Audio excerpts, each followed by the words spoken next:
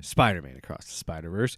Let's get into our real quick spoiler-free thoughts about the movie.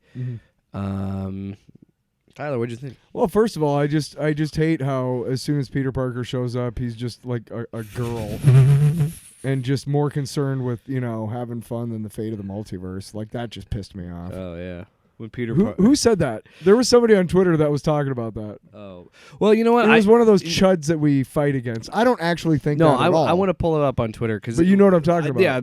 We're not going to do like a full-on Griff report about that, but I do want to talk about. But it's a fantastic some movie. of the terrible, like the dumbest take on this movie is from the Critical Drinker, and I want to talk about that. But yes, I thought it was fantastic. I laughed. I cried.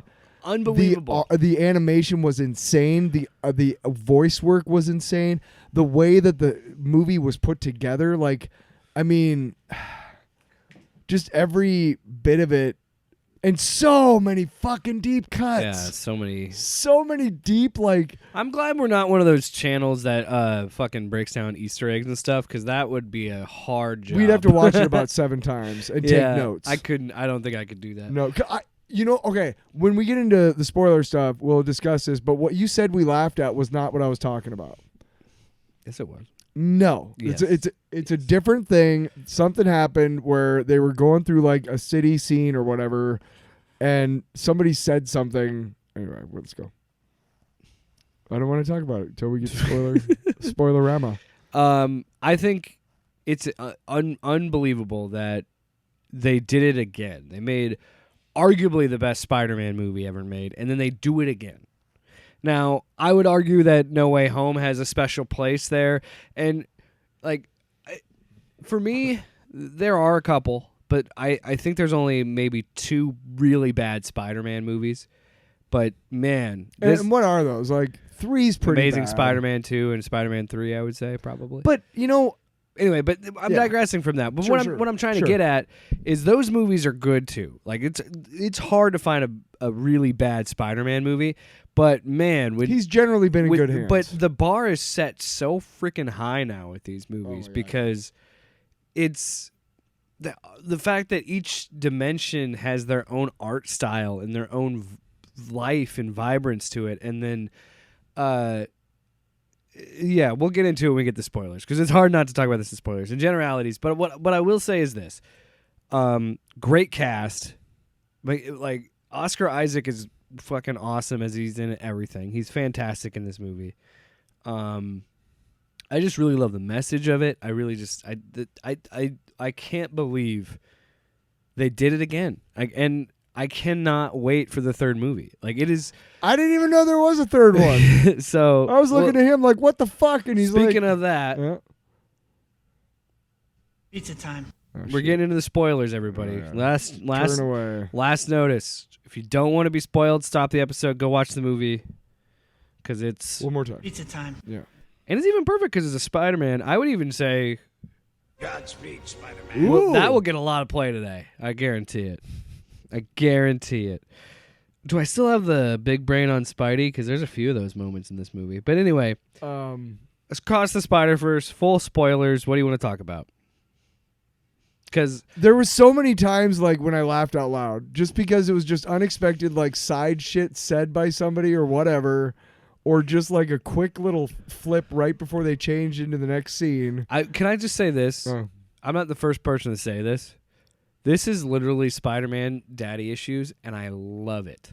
I love it. I think really, really playing on the childhood of the 2 characters, because when you think about it, Spider-Man is always, I think why he's such a beloved character and he's lasted for so long, and why I love him and you love him, because there's always different versions to love of this character. And when you reach that, like Batman's like this, and there's there's a couple characters like that, Superman, and I was trying to think of another Wolverine. Like there's always different versions of that character that's iconic. And the best Spider-Man stories focus on him still being a kid and focus on the fact that he's a teenager or he's in his early 20s. You know what I mean? Like he's still trying to figure his life out, and he's Spider-Man, and like everybody can relate. That's what made him so good, and that's what always made him so good. Is he's so freaking relatable, and man, like Miles is so good in this movie. Like all of it is so good.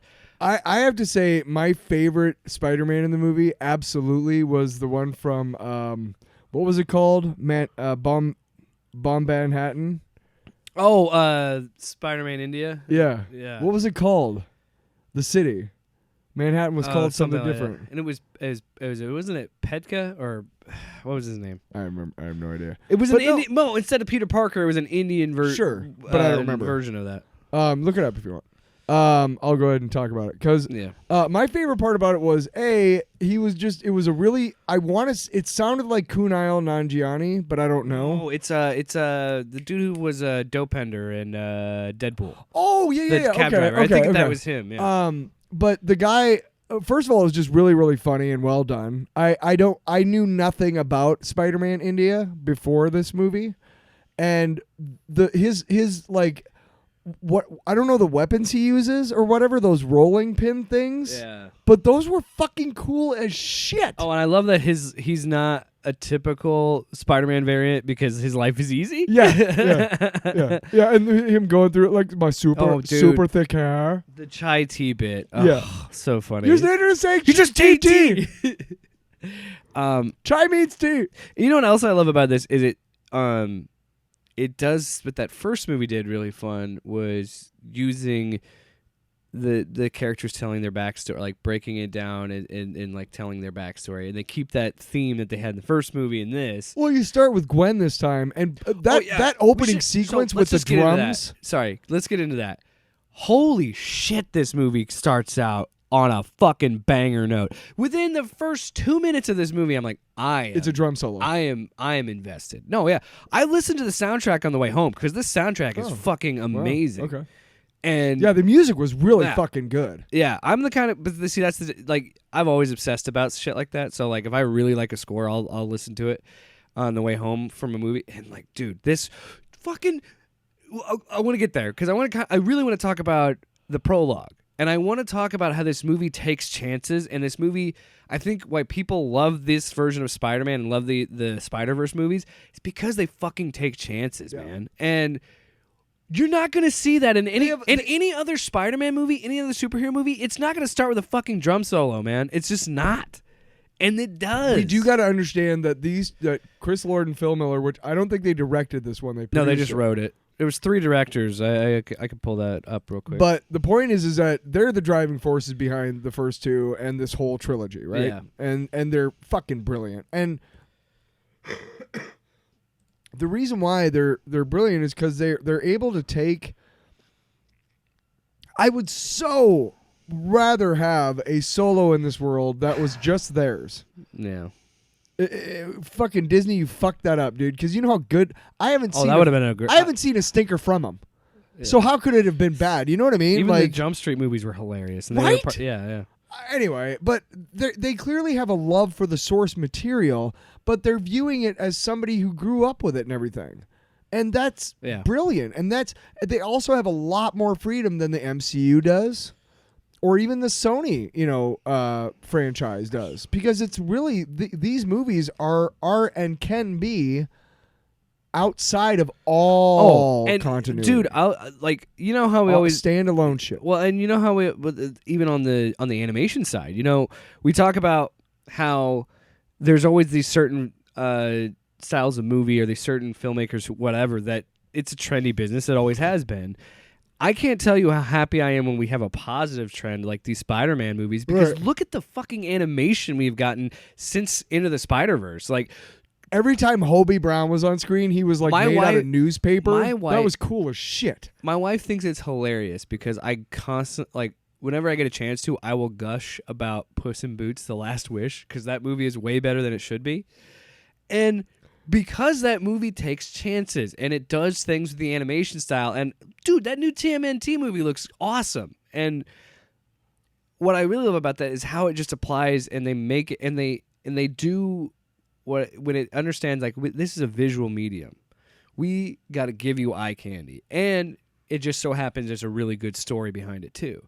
And specifically, when Gwen is confronting her dad, and both the scenes that we have that in this movie, Holy shit, man, that is so cool. And like at first I thought my brain was messing with me because every time there's one shot between them, the background is changing and evolving. Every time they're talking, shading changes. While they're talking on the while characters, they were having a on the conversation. characters. Yeah. Oh, dude, that was the entire movie. No frame of this movie is wasted. Like Yes. every single frame, there's Every something new and changing pixel and different. is used. And because they for do, effect. and because they do that stylistic choice, it feels like living, breathing worlds, living, Yes. breathing characters. Like it, in a way, by going a more like instead of just fixing a camera on it, they said we can fix a camera on it, but do what a live action movie can't. And Yes. change a style every frame. Like that's so fucking wild.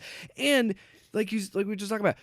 Spider-Punk, his look. How does that 2-dimensional look work on a 3-dimensional world? It doesn't totally make does. sense. It totally does. He totally looks like a real part of that world, but like, yeah, he's very 2-dimensional. He looks like he's made out of newspaper every time. Yeah. But But you're right. The more it embraces that it's an animated movie, the better it is. And I think you're seeing more animated movies do that. And I want it to. Because I could watch a live action movie if I wanted something that's just static and in front of me. And, things happen. Unbelievable. And the reason I called it Daddy Issues, Spider-Man Daddy Issues, is because what I think they did was really smart. They start the movie with Gwen. They mirror Gwen's story with Miles, and in an organic way. Because honestly, that stuff I read. I didn't read all. I read the first arc of I think it was Jason Aaron who did Spider-Gwen. I have no idea. The book, but I read that book, and a lot of what you see in the prologue of this movie is directly from that comic. So it's not like they're like completely changing Spider-Gwen as a character. They're pretty true to who she was in the comics. And then I was like, oh wow, yeah, her story does very much mirror. And then when they open it up later in the movie and explain the canon concept, it is so meta and so smart and so awesome. A canon event. Yeah, you disrupted a canon event. And they point out.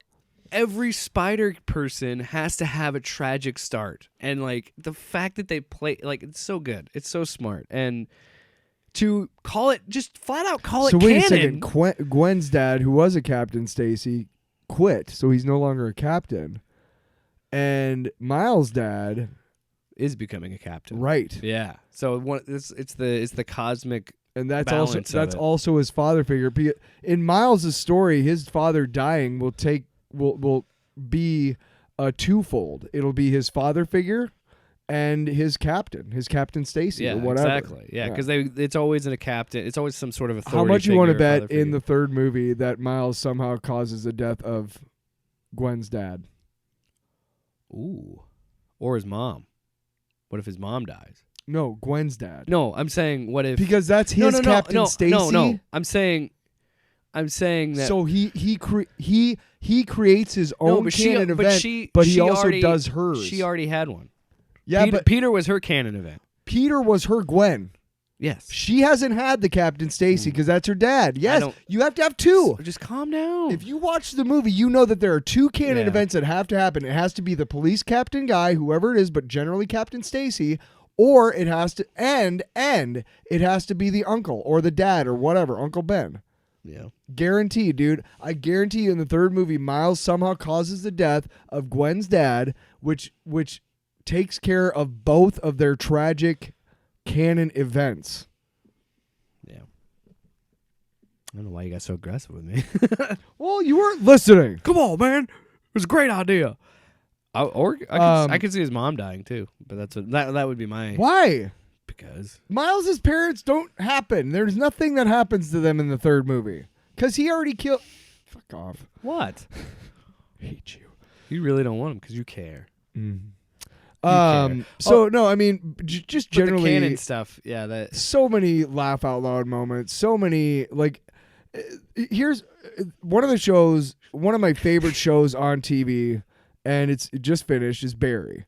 And one of the reasons why I love Barry is shut the fuck up. He's talking about Barry again because it's fucking amazing. Ugh. One of the things I love about it is it's got everything you could want. It's got comedy, it's got action and violence, it's got drama, it's got all of it. It's got everything, right? And that's what this movie is. Like, obviously the violence is much more toned down, but there's still action, and there's comedy during tense moments, which is how real life is. Yeah. And that's where a lot of the comedy in that show comes from. And that's why I love stories like this, and creators like Lord and Miller who are able to make a movie not seem so much like a movie. You know, I mean, you see a movie with two people having a dramatic moment, and you know it's a movie because it's scripted, you know, and they're acting to, you know, whatever. But you see two people acting in a dramatic moment, and something happens where they both kind of chuckle about something, and you're like, well, this feels like real life. Yeah. And that is this movie. How many times, like, okay, fucking Miguel is trying to be all badass and shit, and his fucking thing is taking forever. Yeah. And she's like, yeah, it's slow. And again, like, that's the movie, funny. The funny thing about that too but is it doesn't make him any less like menacing, right? Yeah, and the movie itself had gone such a long way to make him this mysterious, intimidating character, and then it does take the piss out of him a few times, but it still works in the rest of the tone of the movie because he's not it happens to every character. Every character kind of gets taken down a peg because it's funnier that way. And I just want to, again, I talked about it earlier, but Oscar Isaac, holy shit, man, he is so good in this role. So, and it's amazing, and this is why this cast is so good, is they do a great job of putting their performance through. Like, you can feel their presence even though it's animated, even though it's just a voice. You still they breathe life into those characters. I was thinking, like, are they, like, during action sequences? Like, it wouldn't surprise me. These are such great actors that they'd be like, "Can I jog on a treadmill during this or something?" You know what I mean? Like, you could almost, like, feel like they were breathing heavily. Does that make sense? Yeah. Like, during the action sequences, the voice direction or the acting was I so also good. like how they kind of look like the actors, but they not quite. They still have their own look. Yeah, but yeah. like, because Miguel kind of has like a big, thick jawline, like, you know, Oscar Isaac does, but he still looks like a different character. While, you know, Gwen kind of looks like Haley Steinfeld, but, you know, a little bit more cartoonish. You know what I mean? What? I guess so. I just like seeing you all pissed. What? No, you're right. But you know what I mean? Basically, if you took Like, Haley, you took Haley Steinfeld and ran her So through mad at like an app, like a like powdered donut shop, yeah, because, you know, she's fairly dark. she's tanner, yeah. She's got dark hair and whatnot. And Gwen is more blonde and whatnot. But the eyes and, like, That's what I mean. They kind of have a face. little bit of a resemblance of the actors, I but guess they're so. still their own. Shut up. Again, I listened to because so Hey. with this what movie does really well is it, like the first movie, just relies heavily on a really fucking good soundtrack. And like that beginning, dun, dun, dun, dun, dun, dun, that is original. Like when they're going on that train, like the last sequence, right? Yeah. And, like, the music kept changing, the drum, and then the kick pedal, and then at the bottom. like the you know. And I it's like, felt shit. it. I felt the tension through that music. Like, I mean, And of course, it's a drum end because it's a bookend, right? You have the drum solo at the beginning. You have this big epic, like, kick drum because it's Gwen, and, like, just the music is so fucking good. I loved how he had And a plan the whole time. what? He had a plan the whole time. The drums? No, Miles. He had a Oh, plan the plan the whole whole time. Yeah, And they're like, he did have a plan. But, like, what I really loved about Spider-Man 2099 and what I loved about Gwen, and really good movies do this, each character has a distinct style of music that's behind them and a distinct kind of theme. So it's a little bit more, like I said, kick pedal, drum heavy when it's Gwen. When it's Miles, it's a little bit more, hip-hop. And when it's Miguel, it's like fucking heavy synth and like... Well, he's that fucking horn, 2099. dude. When he comes through the portal and it's those laser-looking webs and he blocks that fucking vulture, I was like, oh, Dude, that vulture was so cool, right? This movie's so good. Oh, I love Like, this movie. you shouldn't use fire because, like, you look like you're made out of parchment. Yeah, And that was the first sign of like, oh, we're gonna have a bunch of different art styles in this movie, right? And you're just like, oh shit, yo, like that was, and he was fucking funny as fuck too. He's like, I don't know what I was doing. You're like, Yeah. what happened to you? Like, I don't You know. probably. I Oh, was- let me guess. You just fell through. Yes, that's exactly. You That's just fell through a portal. Yeah, that's exactly right. Oh well, another thing this movie does really good is the Spot, who's never really been that big of a deal, and they do an amazing job of building. And it's like, wow, The sequences with him were out of this world, dude. When he Sometime- puts the ATM in the street, dude. Tyler, how is it? How is it? So technically, I'm not stealing from So you. Marvel- I'm stealing from them. listen to me. Listen to me. Yes. So you know how the MCU is trying to build up Kang to be this fit. How is it Spot has a better character arc than fucking Kang does? Like, and I didn't think. Look, I'm not. I still You enjoy. want to know the truth? Hold on. Go ahead. I enjoyed Ant-Man 3, and I enjoyed Jonathan Majors' performance, but I feel like Jason Schwartzman, what he was doing and how they So good. did with his character. There's a clear motivation. There's a like the origin is a joke, but like everything he's doing in this movie is clear motivation, and they made him into an intimidating villain, and it's so funny because the Spot, when they introduce him, he's trying to fucking put an ATM, and it goes to it's in the middle of the road. So for if you haven't seen it, you obviously have. If you're listening, we're to this, deep into pizza. Oh yeah, deep in. Oh man, we're in the sauce. We're lost in the We're in the sauce. lost. You know what I say? Godspeed, Spider-Man. Good luck getting out of that sauce. Pizza time. No, but obviously, like one of the best decisions that they made was that before he really became menacing and jacked his power level, his power set, he has no control over where his spots turn up at all. No. Like he is literally like he sucks at it. Yeah. The only reason you can't kick his ass is because he can't figure out what he's doing. Like you can't. And Miles, like the whole fight sequence between the two of And them the is loaf of just bread that falls out of his chest. Yes, 'Cause dude. he's There was leaning up a against the little shelf. kid about 3 rows that behind kid us. ate it up. He fucking died laughing, and that made me laugh even harder because it was. The same thing. It probably wasn't that funny to me, but just hearing a child Yeah. laugh at how silly that was, like this movie's got the goods. Well, that's the thing. That's I would say that's another reason why we laughed really hard at the Spider-Man Lego sequence because it's so dumb, and it's Boop, like boop. you know what? I'm sorry. Boop, boop. I'm somewhere in our society. You're one of the best we have. Thanks, man. Boop boop. Somewhere in our society. Thanks, Lego Spider-Man. Somewhere in our society, we decided I could get this sentence out before Tyler kept doing boop boop sounds.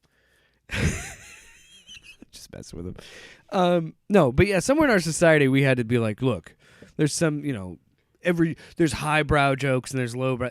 I don't care, man. A little Lego guy saying boop boop is funny as shit to me, and I will laugh at that. The I whole am not above sequence was that. great, dude. I mean, it's Lego. Well, they took the audio from the first Spider-Man. Okay. Because JJ is just saying the first thing okay. he said in the first movie. Okay. Also, can we all applaud this movie for committing to the idea of like, no matter what, J. Jonah Jameson is a Nexus character because we will never recast J.K. Simmons. So that's a hilarious gag in this Right? movie. He's JJ in every He's universe. never, because he did it so well. You'll never top that. You'll never top He that. literally like took it off the fucking pages of the goddamn comic book and put it on fucking screen You somehow. don't trust anybody. I trust my barber. Just so classic. One of the best things about that first movie. Unbelievable. And he was great in No Way Home too. Yeah, As the a Alex reprise, Jones yeah. style. Oh, perfect. Yeah. Perfect. Thank you. But You're welcome. Yeah, but yeah, again, that there are such really good emotional beats and like good Spider-Man beats that you also forget how funny this movie is. Because Oh, this yeah. is a very very funny movie, and Very funny, but the comedy works. I think I would say 90% of almost 100% of the time, I was laughing at all the jokes. oh yeah. Dude, when okay, let's just get to the Spider Society. We're not going to touch on all the Easter eggs, but I want to talk about the things that we fucking laughed at the most. Okay. We'll get to Scarlet Spider. Save him, because we will talk about Spider. The first one that I think about, and I almost pissed myself laughing, the fucking 60s Spider-Man swinging at him and then missing, and it's just a static image that just keeps going, and it's like, oh my god, it was so good. The spider T-Rex was. Can this get any weirder? And it's like, it was fucking spider T-Rex, or the cat that puked webs on. Like, there's so many. There's so many. Like, I can't even remember all of them. Cat. I tweeted. I'm pretty sure that dumb fucking like aluminum suit that Tony Stark made for Spider-Man in the comics was in there somewhere. Some on my face? Yeah. Dude, no, okay. But Scarlet Spider. Okay, but before we talk about Scarlet Spider, can I talk about one of my favorites was Cowboy Spider-Man. Why does a horse need a mask? Yeah. But also because you didn't. You know that voice we do? Yeah. Scarlet Spider and Cowboy Spider-Man used almost the exact same like type of like, hey, you know, Oh, my like they both did. So every time one of them talked, I was just like, "That's fucking me and Jake, dude. It's so hilarious." Yeah. But then you told me that Andy Samberg played Yeah. the best ancillary character frequent in the movie. Lord and Miller collaborator, Andy Samberg. I feel like they were making fun of Rob Liefeld too. You know what I mean? No, yeah, they were making fun of 90s comics. Yes, they were basically. 100% making fun of it. I'm so distraught. Oh, what's wrong? Oh, just thinking about my dark past. You can't get out of my well-formed and Defined perfectly muscles. defined muscles. Or when they're like, Ben, you're coming with me. Hell yeah. Hell yeah. Such a douche. And he always had that hair and just...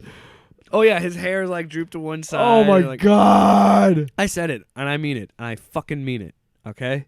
I tweeted it. I said, give me an Andy Samberg Scarlet Spider movie. Yes, or a want series. It. Oh, yeah. Either way, I want it. Side note, I'll talk about it in my long box because I'm in a Spider-Man mood. I've been playing. This is like my fourth time playing through the Spider-Man game, but now it's on my PS5. It's on my PS5. That I just bought. Yeah. Hey. And I just unlocked the Scarlet Spider suit, and I will tell you, even before this movie, I love the Scarlet Spider suit. Mm-hmm. I love the simplicity of it. I love that it's ridiculous in 90s. Because even in this... He's got a fucking hoodie. First of all... That's so stupid. But I like it. I like the way... But it's so 90s. Well, you know? why is he wearing a belt, and why does he have web shooter-looking things on his ankles? It doesn't make sense.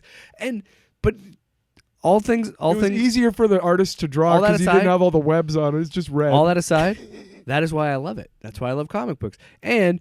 I actually liked how Scarlet Spider actually looked cool in this movie. Like, I liked his art style, like, because and it does what that first movie did really well, is it really does look and feel like you're inside a comic book. You know what I mean? Yeah. And seeing all this different animation is like when it feels like each like dimension of the movie is like a separate issue. That a different artist can. It's the same writers, but it's literally like that. You know, you have different writers coming in on different issues and doing work. That's what it was. Yeah. What are you looking up? My long box. Shut up. Oh, I didn't know we were doing one this week. You ass. Oh, I mean, we don't have to. No, but anyway, I'm gonna do a band this week. I want to talk about more. There's so much I want to. Like, I could. Funny story. I one of my coworkers said he just watched it, and I said, "Oh my god, what is it amazing?" And we were just gushing about it. And he said something that I thought, I want to see it again. Here's the thing, it was 2 hours and 10 minutes, which is long for an animated movie usually, because that's like usually, I didn't notice it. Most animated movies are like an hour and a half, 40, hour 45. I didn't notice it. But that's what I mean. It was just like when I sat through the Batman, and I looked at Luke, and I said, I could watch 3 more hours of that. After that, as soon as that was over, I was like, God damn it, I have to wait a year. I will watch another 3 hours. I would watch a 3-hour version of this. Like, I wanted to keep watching it. I didn't want to stop. So here's what's really okay. So here, one drawback about going to see a movie at Flicks, is that they bring you your check about 20 minutes 45. before the whatever. That's their new policy, but it used to be yeah. It's so it's towards the end. Yes, and I didn't know there was a third movie. So. We contemplated getting a whole thing of popcorn again because we fucking destroyed that fucking bowl of popcorn, dude. And that pizza. Holy shit, right? Yeah. But I mean, she brings us our... Pizza time. You had to know I was going to do that. And then I got the popcorn and I said... Godspeed, Spider-Man. And they brought us a little bowl. And then she brought me the check and it said... $1 million, bitch. That was some good popcorn. It said that and then comma bitch on it. I don't know if you saw it, but it said she was really nice. I don't think she wrote that. She wouldn't say that. She wouldn't say that. This server that I don't know. So anyway, so she brings us the check and everything, and And I'm sitting there, and I'm like kind of trying to work the math in my head. I'm like, there's no fucking way this movie is almost over because I don't know there's a third. Yeah. Until you tell me the movie ends, and I look at Jake like, what the fuck? And he's like, yeah. I gotta say, I do think that it was kind of a cool surprise, though. Yeah, I think Sony could have done a better job explaining that they would do, because they originally announced it as Across the Spider-Verse Part 1. And then it was Part 2. So I knew when they first announced it that it was going to be in 2 parts. But I do a podcast about comic book movies. You'd think I would. But they changed the title, too. It was going to be Part 1 and Part 2, but now it's Beyond the Spider-Verse. I don't mind. I'm glad that we get more. No, I'm excited. Yeah. But I'm thinking, like, is this going to be like an hour and a half, hour 45? Because I feel like they could they're just going to have a big... And you know what? I think there's people that are upset about that. They're like, boom, to be continued. And like... It reminds me a lot of The Matrix Reloaded, where you get to the end and it's this thing where the Smith is in the real world, and it just says to be concluded. But and you're we all knew that was going to be You should have known better, Tyler. You should have done your due diligence. But you're right. But that's what I'm saying. Sony didn't do a good enough, because with that, and Back to the Future, where they did them back to back, or Infinity War and Endgame, you knew that they were going to be. So I could see that's how some people are a little confused. Like, wait, what? We're not going to get a resolution to this, or whatever. I'll say this, but it makes the third movie even better, because now it feels like a third act. Here's the thing: I'll say this at the moment, I wasn't pissed. I was just like, what the fuck? Because I just didn't know. But it's been what? We saw it on 72 hours now since we saw it. Like, I'm not 72. Yeah, 3 days. 48 hours is 2. We saw it on Sunday. Okay, 48 hours. We're recording on a Wednesday. 48 hours is 2. So 96 hours? Yeah. Anyway, the point is... I just said that. People are in their cars getting their calculators up. Fuck, drive, man. They've turned it off. Yeah. I'm not... At no point was I, like, pissed. It was just kind of confusing. And it took me a second to kind of wrap my head around, like, wait a second. I really thought I was going to see an end to this. Like a resolution. But then I'm like, wait a second. We get more? All right. Okay. No.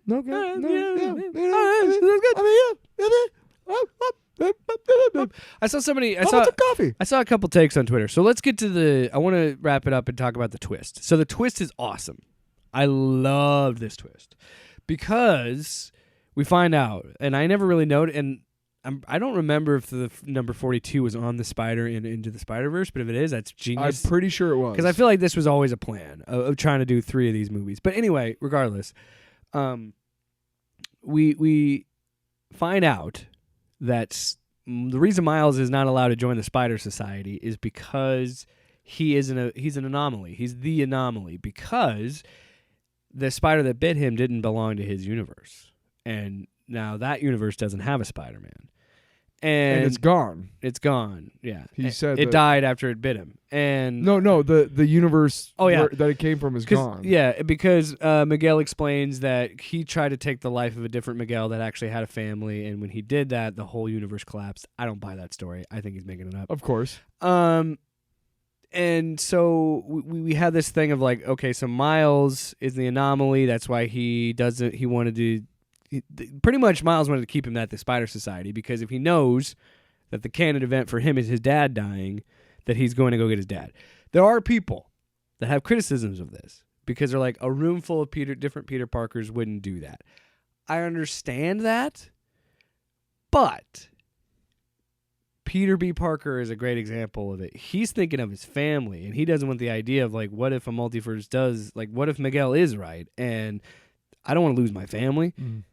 I don't want to, you know what I mean? So I feel like there would be, I don't think it would be like as many guys that chased him and whatnot, but I think there would be a little bit of discussion. And, I don't know. I feel like Peter's also logical. Well, let's talk. Yeah. I don't want to get nitpicky about it. No, to be honest, because I want to have fun with it. But so, yeah, let's just get to. But let's talk about the ending. What we thought was great about Miguel O'Hara being basically the embodiment of all these fucking these jerks. It is. And the directors confirmed this anti-woke bullshit Yes. is that you're the anomaly. Because it is such...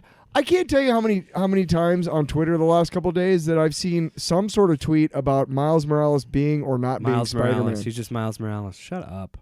I've seen both. I've seen Miles Morales is Spider-Man. I've seen, Yeah. and I'm just like, I don't care. Like, it's not that I don't care. It's just, why is it a debate? Because of racism. Did you see Michelle Rodriguez, by the way, who Shut was up. so good in D&D? Shut up.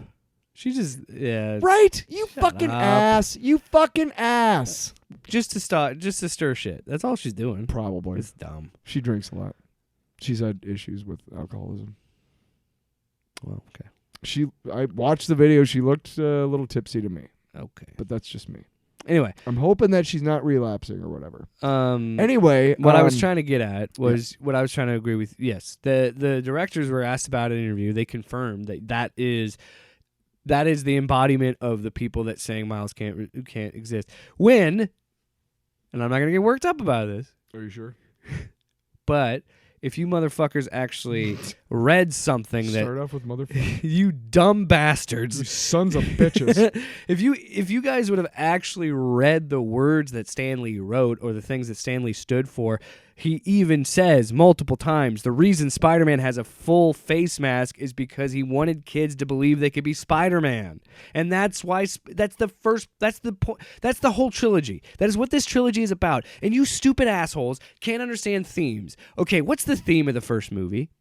Miles becoming Spider-Man and understanding that he didn't feel deserving of being Spider-Man, but then he realized, yes, I am, because anybody can be Spider-Man. Anybody can make the jump. Anybody can make the leap. What are we learning here? No, you have to follow the canon. You have to follow the rules. No, what Miles is saying, I'm going to do my own thing because you're not allowed to tell me my story. The whole fucking point of this movie is you don't let other people tell your story. And that's what Miles has always been about, and that's why you're scared. And that's why you don't like it. Isn't it interesting that these chuds have doubled down without any trace of irony at all? How do you not understand you're the bad guy? He's literally saying to you, you suck. And you're going, yeah, we do. How dare you tell me how to be who I am? Like, that's fuck you. That's what this movie is. My favorite thing is that because canon is like playing these right-wing shitheads are all over, whatever, just decrying this movie and it's woke and it's gonna fail and all this. And what they don't even get is that they're playing right into exactly the symbolism that the movie is saying. Yes, you guys are shitheads and you're not smart enough to get anything. You're just not smart enough. And you don't understand, and that's what I love too, is the moment of like, I thought we were the good guys. Because that's not how...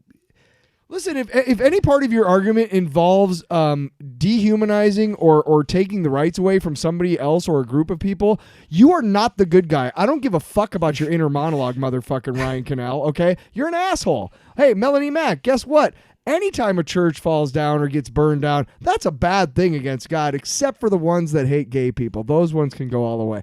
But, I mean, Melanie Mack, your whole existence is a mockery of God. I mean, literally, you are such a contradiction of shit. They're going to say we're obsessed with her. All right, well, we're not talking about her. No, we're not. No. No, just because of that, I'm not talking about her anymore. Let's move on. I don't want to... Well, I just want to bring up one thing. Okay. And I like I said, I didn't want to go in full Griff report, but that's what I mean. Like, I'm angry because she's she's a liar, and she wraps herself in this blanket of Christianity, which is not big enough to fucking cover up your bigoted fucking horns, your devil fucking bigot horns, dude. She to give people reference. She, as we're recording this, on Wednesday. She released a video truly believing that a lightning strike that was from God that was smiting these people because they said, hey, gay people are welcome. She in the thumbnail, she's dancing next to a picture of a fallen steeple with and she truly believes God did it. She truly does. Like, she's that psychotic. Like, it's what kind of a fucking God is that, dude? I mean, what the fuck? Why would God do? Right? It's like the... I don't want to fucking believe in your God, man. Stop it. Stop it. Man. You believe in all gods. Oh, yeah. Have you seen that New York shit? No, have you ever seen... No, it reminds me of that Stephen Fry thing my wife sent me. Because I'd seen it before and she sent it to me recently. About Stephen Fry talking about if your God exists, how dare you? Is what he would say. Like... You're gonna kill. Look how many children die of disease and things. Why would you do that? You could stop that. You're God. You could do whatever you want. And it's like, yeah, Why would God? You're going to tell me like God would smite these people because they dared? Whatever. Point is, fuck off, man. The one thing My God is love and understanding. The one thing Your I wanted God to talk is about a piece of shit. This is what happens when a movie is universally liked. When it's a really good movie, these losers have to stretch. So this is the Critical Drinker, who has millions of subscribers, who is a thick-headed fuck and doesn't understand themes, or he does. I think they're or thick-headed. he does, and he just likes money and he lies. How much of them are bots? But here's his take on Spider-Man Across the Spider-Verse. I can't fucking wait. Here's how you know this economy sucks and it's stupid and it's not. It is anti-fandom because even when they like a movie, they have to find something to nitpick about it, and they'd have to put titles like "brilliant but flawed."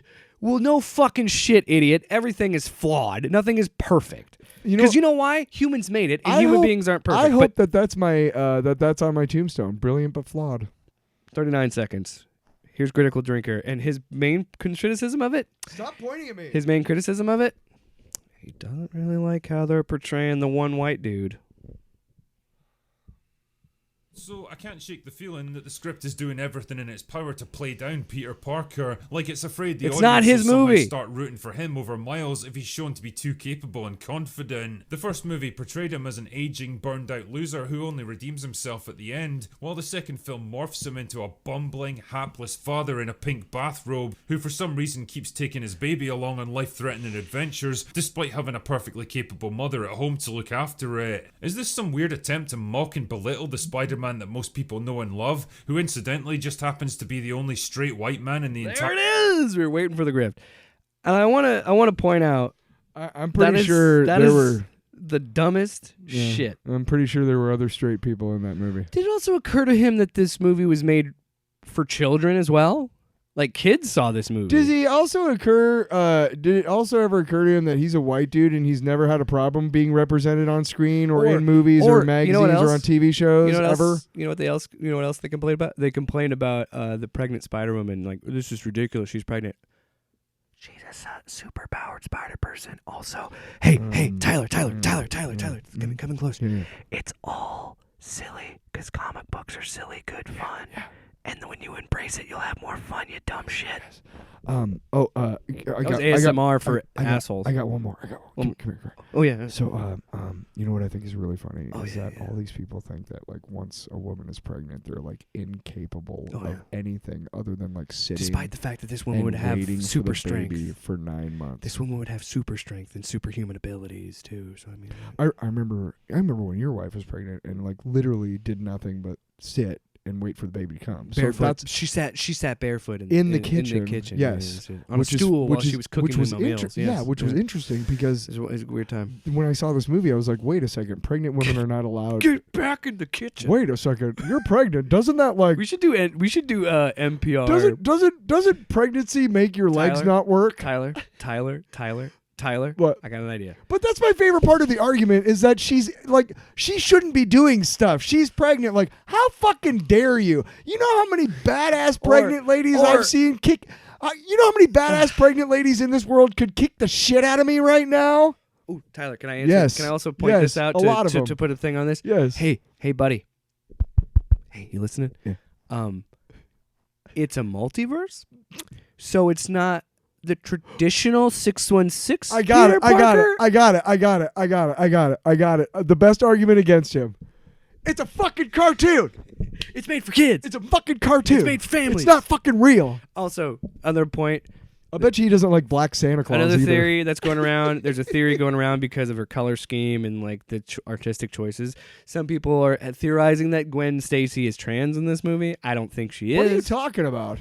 No, there's like somebody that actually there's like a little thing on Twitter, like a fan theory that Gwen is trans. Sure, if it makes people happy. But oh my God. So there was a tweet that said that, and I thought the same thing. First of all, it's a multiverse, and there's a wealth of possibilities. Secondly, who am I to say how someone feels about art? If somebody feels like they think that they have a theory that Gwen is trans, who fucking cares? If there's a trans girl out there, like a trans teenage girl, and she went and saw this movie, and she was on the verge of whatever because of all these fucking laws that these fucking adults who are not acting like adults are passing, and they were just on the edge, like just ready to end it all. And they went and saw this movie, and they watched it, and the whole time, every time Gwen's on the screen, and they were validated enough to make it one more day.